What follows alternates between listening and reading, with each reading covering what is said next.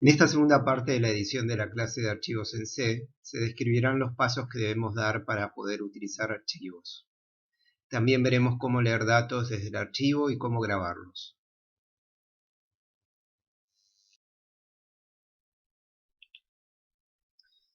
Ahora bien, ¿qué pasos hay que dar para poder utilizar archivos en C?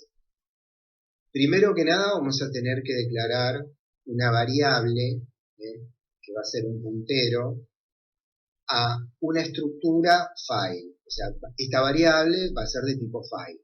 ¿Okay? Y va a ser la que nos va a permitir manejar nuestro archivo, o sea, va a ser nuestro file handler. ¿Okay? El formato de declaración es el que ven en pantalla. O sea, vamos a usar la palabra reservada file y después le vamos a dar un nombre a nuestra variable anteponiéndole el asterisco porque se trata de un. Después vamos a tener que abrir nuestro archivo. Y acá vamos a usar para abrirlo una función. Esa función justamente nos va a devolver, en el caso de que no pueda abrir el archivo, un nulo, y si no un puntero a nuestra estructura file. O sea, la variable que creamos anteriormente, le vamos a asignar lo que nos devuelve el fopen. ¿Qué necesitamos pasarle al fopen? La ruta al archivo, o sea, dónde está ubicado nuestro archivo físicamente, y de qué modo vamos a abrir ese archivo. O sea, el modo va a indicar una serie también de operaciones que podemos hacer, porque en algún caso vamos a poder solo leer sobre el archivo, o leer y escribir, o sobreescribir todo el archivo, o agregar datos al final, y además vamos a poder indicar si ese archivo es binario o es de texto. ¿Tá?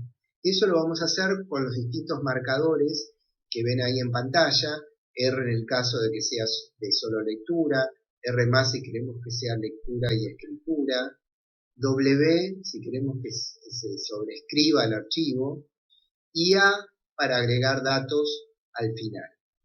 Después tenemos, cualquiera de estos lo podemos combinar con la B larga que va a indicar si el archivo es binario o si se omite va a ser de texto.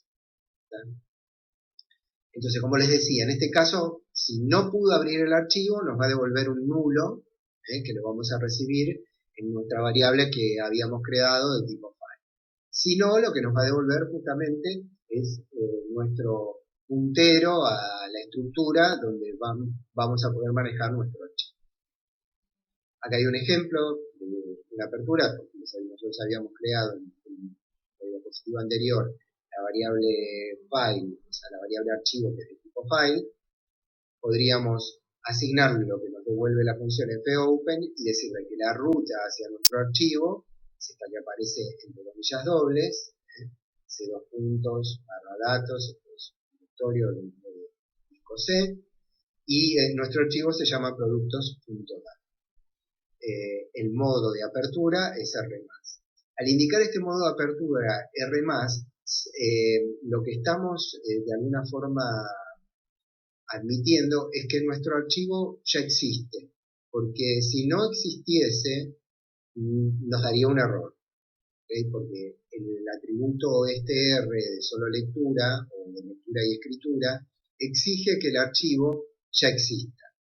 Si el archivo no existe, deberíamos crearlo, y para crearlo podemos usar el atributo w, que va a crear nuestro archivo. Si el archivo existe y usamos el atributo w, el tema es que va a sobreescribir el archivo, y los datos que había se van a perder.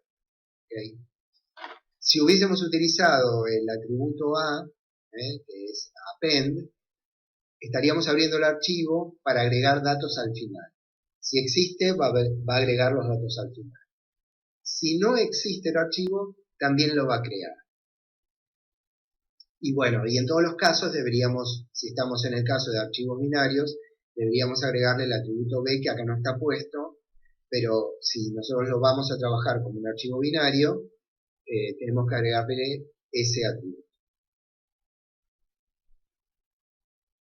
¿Cómo vamos a hacer para leer? O sea, los procesos que están involucrados básicamente son escritura y lectura, ¿no? Lectura y escritura.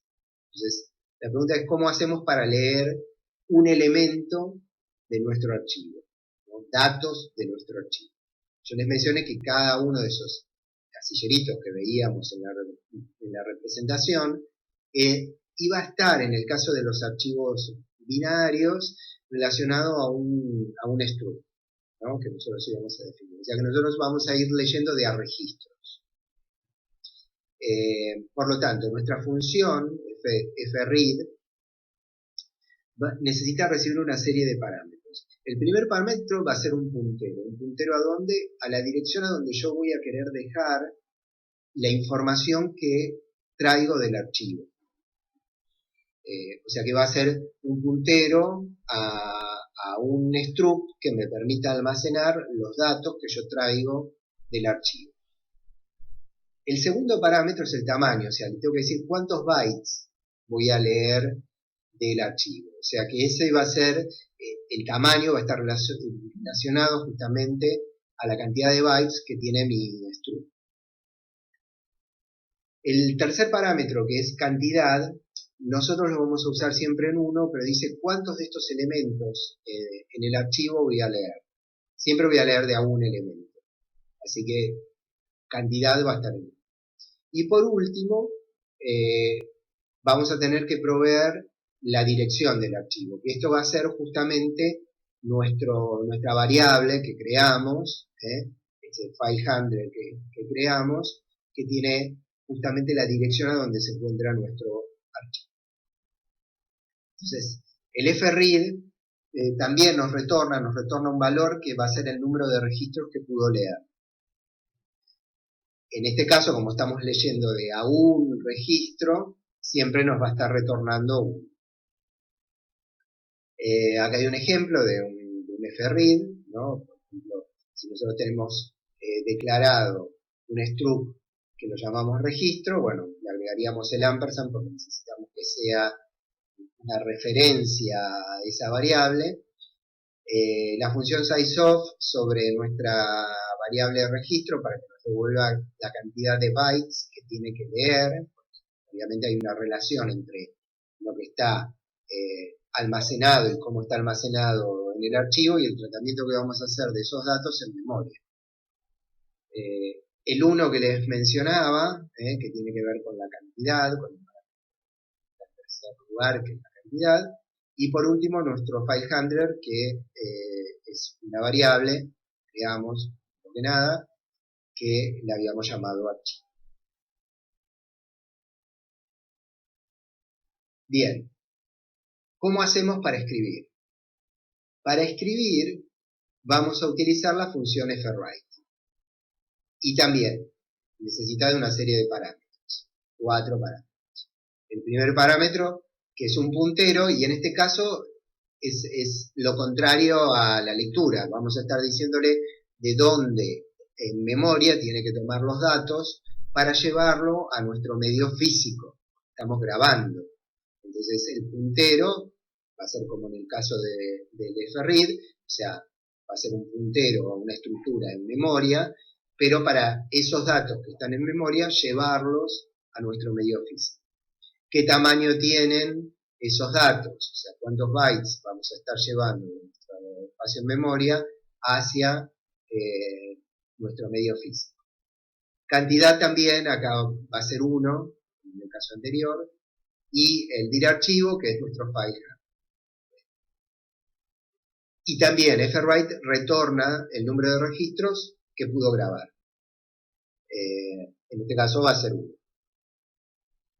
Hay un ejemplo aquí abajo, y como ven, en función de lo que veníamos declarando antes, el primer parámetro va a ser ampersand registro, para que sea una referencia a ese struct donde están nuestros datos en memoria, el sizeof para que nos devuelva la cantidad de bytes que tiene nuestro registro, nuestra variable de tipo registro, y después el 1 que indica cuántos vamos a estar grabando estos elementos, y por último nuestro file handler, que es la variable de tipo file, que fue declarada cuyo nombre le dimos archivo.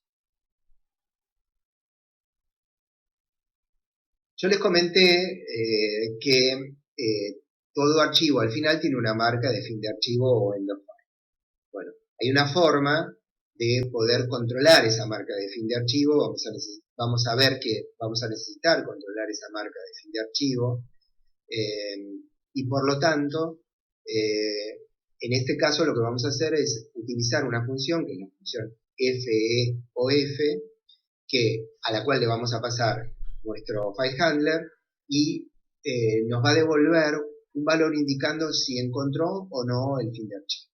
Si nos devuelve 0, que en este caso sería el equivalente a devolver un verdadero, es que encontró el fin de archivo. Si devuelve otro valor, indicaría que no llegó al fin de archivo. Nosotros vamos a ver que, fíjense que acá en el ejemplo hay una instrucción de while, que dice que mientras no llegue al fin de archivo, acá está el después declarado, por debajo haríamos una serie de cosas. Por ejemplo, podríamos estar leyendo y mostrando, imprimiendo lo que vamos leyendo. Esa es una posibilidad y de hecho vamos a ver un ejemplo. Pero es una estructura esta que vamos a usar, que vamos a necesitar utilizar. Así que esta función la vamos a estar usando.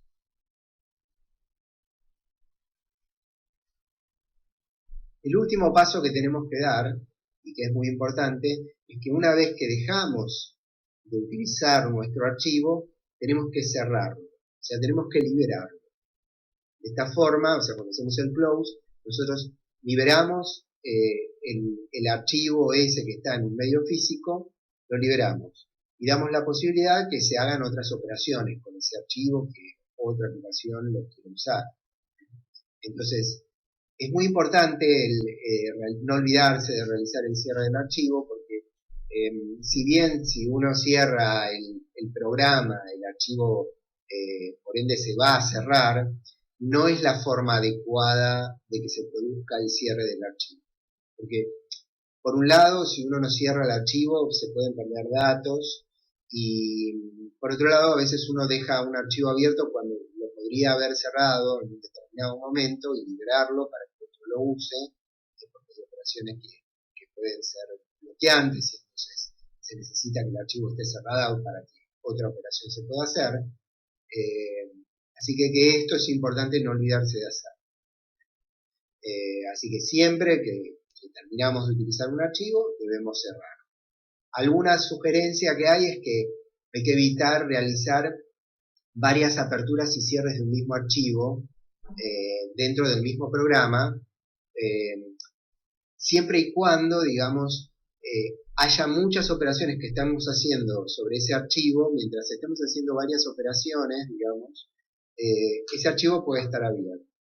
Ahora, si específicamente lo que vamos a hacer sobre el archivo es solo una lectura de algo y después no lo vamos a usar más, bueno, podríamos abrirlo y cerrarlo, abrirlo para hacer esa operación y cerrarlo. Así, lo que vamos a estar haciendo, una consulta de datos o el archivo está dentro de una aplicación que permite, por un lado, agregar datos, por otro lado, mostrarlos y demás, bueno, ahí se tendería a que abramos y cerremos el archivo una sola vez.